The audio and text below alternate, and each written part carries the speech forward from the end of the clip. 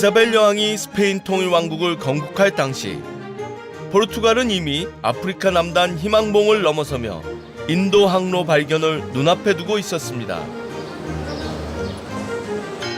이에 급해진 이사벨 여왕도 바로 콜럼버스를 후원하며 동방 항로 개척을 시작하죠. 이들이 경쟁적으로 바다로 나가 인도 등의 동방을 가려한 것은 다름 아닌 그곳에 향신료가 있었기 때문이었습니다. 이 대항해 시대를 얘기하면서 후추 얘기를 안 할 수가 없거든요. 지금 여기가 이제 그라나다에 있는 향신료 가게 비슷한 곳이에요. 대항해 시대라고 하는 엄청난 시대를 가져온 정말 중요한 원인 중에 하나가 후추를 비롯한 이 향신료를 찾고자 하는 유럽인들의 욕망에서부터 시작됐거든요. 육류의 맛과 향을 잡아주는 후추의 등장은 당시로서는 일대 혁명이었습니다. 곧 왕족과 귀족 등이 후추에 열광하면서 그 가격은 천정부지로 치솟죠. 이 후추라는 거는 중세 때부터 굉장히 중요하게 사용됐었어요. 그래서 이제 이것을 찾고자 하는 욕망이 이 반도의 유럽의 가장 끝에 있었던 이베리아 반도의 스페인 사람들과 포르투갈 사람들을 바다로 내몰았던 거죠. 어떻게 보면 지금은 너무 흔하게 이제 우리 곁에 있지만 사실은 아주 예전에는 너무나 귀중해서 그때는 이 후추를 이 한 알 한 알 무게를 달아서 팔았다고 그래요. 15세기 오스만 제국이 비잔티움을 정복하면서 지중해 일대의 후추 무역에도 제동이 걸렸습니다. 유럽 변방에 있던 스페인과 포르투갈은 안 그래도 가치가 어마어마했던 향신료를 더 비싼 가격에 살 수밖에 없었죠. 포르투갈은 일찌감치 인도에서 향신료를 직접 들여오기 위해 대서양 항로를 찾아 나섰습니다. 그 뒤를 이었던 스페인의 항로 개척은 바로 이들의 만남으로부터 시작됩니다. 지금 이곳이 그라나다에 있는 그 유명한 이사벨 여왕과 크리스토퍼 콜럼버스 두 사람이 대면하고 있는 장면을 상징적으로 표현해 놓은 그런 동상입니다. 이사벨 여왕은 이웃 경쟁국인 포르투갈이 항로 개척에 앞서 나가자 조바심을 느꼈고 때마침 콜럼버스는 포르투갈로부터 항해 제안을 거절당하고 이곳 스페인으로 오게 됩니다. 1492년 서로의 바람이 맞아떨어지면서 둘 사이에 역사적인 계약이 맺어집니다. 1492년 1월 있었던 역사적인 현장을 표현한 그 동상입니다. 포르투갈은 이미 80여 년 전부터 엔리케 왕자를 중심으로 해서 대서양 아닌 이 아프리카를 통해서 인도로 가는 길을 체계적으로 개척하고 있었거든요. 그 기간 동안 스페인은 왕실의 내분이라든지 무슬림 세력과의 전쟁 때문에 그런 거대한 프로젝트를 진행할 만한 시간적 여유와 금전적인 여유가 없었어요. 이사벨 여왕 때 1492년 1월 2일 날 레콩키스타를 끝내고 왕실의 모든 문제를 해결한 다음에 그녀가 했던 첫 번째 일이 바로 콜럼버스를 불러서 대서양 횡단 계획을 승인하는 그런 일이었습니다. 그리고 그 역사적인 결단이 세상의 역사를 바꾸는 거죠. 콜럼버스의 파격적인 요구까지 받아들인 이사벨 여왕. 콜럼버스를 그가 발견한 땅의 총독으로 임명하고 그곳에서 나오는 모든 물산의 10%를 주기로 합니다.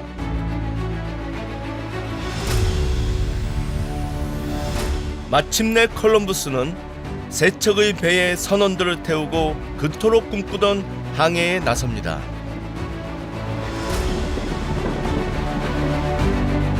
이는 유럽 대륙에서 서쪽으로 항해를 시도한 최초의 선단인데요.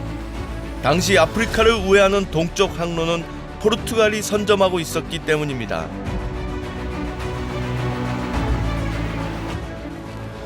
산타마리아, 핀타, 니냐 이 세 척의 작은 배를 타고 1492년 8월 3일 크리스토퍼 콜럼버스는 이곳 인근의 팔로스 항구를 출발합니다.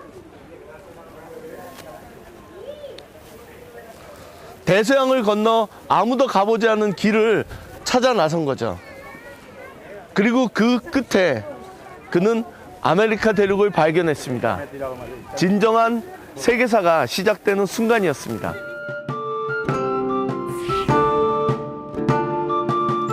팔로스항을 출발한 콜럼버스는 불과 70여일 만인 1492년 10월 12일 새로운 대륙을 발견합니다.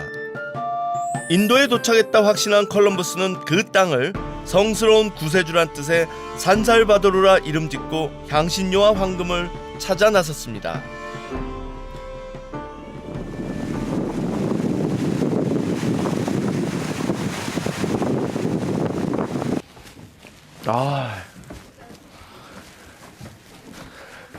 정말 비좁고 열악하죠.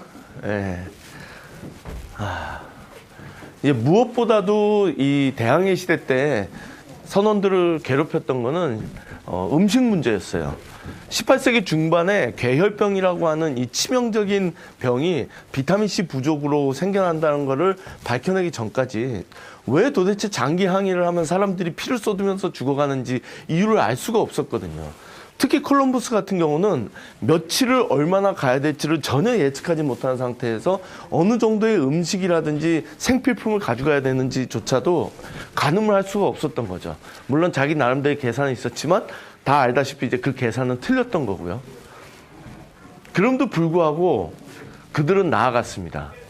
18세기 중반까지 배를 타고 나아간다는 거는 곧 사망률이 50%에 달할 정도로 치명적인 어떤 행위였거든요. 그럼에도 불구하고 대항해 시대를 개척했던 이 선원들 끊임없이 바다로 나아갔죠. 도대체 그들의 이 무모한 용기라고 해야 될까요? 도대체 그 무모함은 어디서 나왔을까요? 무사히 첫 번째 항해를 마치고 스페인으로 돌아오자 그는 스페인의 영웅이 되어 이사벨 여왕과 페르난도 2세에게 환영을 받았습니다. 그리고 중요한 건 이들의 무모한 도전이 이룬 신대륙 발견으로 세상은 더욱 넓어졌고 그 이후 긍정적이든 부정적이든 구세계와 신세계의 교류와 교역이 이루어졌다는 것입니다. 이사벨 여왕은 왜 포르투갈 왕이 거부한 콜럼버스의 대양 항해 계획을 후원했을까요? 아마 포르투갈과의 경쟁 의식이 크게 작용했을 겁니다.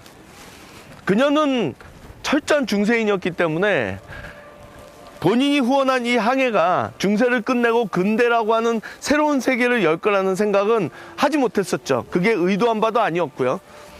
그러나 언제나 리더에게 중요한 것은 의도보다 결과입니다. 그녀는 이 항해를 후원함으로써 중세를 끝내고 근대를 열었죠. 그래서 산타 마리아호는 대서양을 항해한 배인 동시에 중세를 가른 날카로운 칼이었습니다. 1492년 당시 팽창과 발견의 시대를 맞이하고 있던 유럽 국가들에게 콜럼버스의 항해는 세계사의 큰 전환점이 된 것입니다.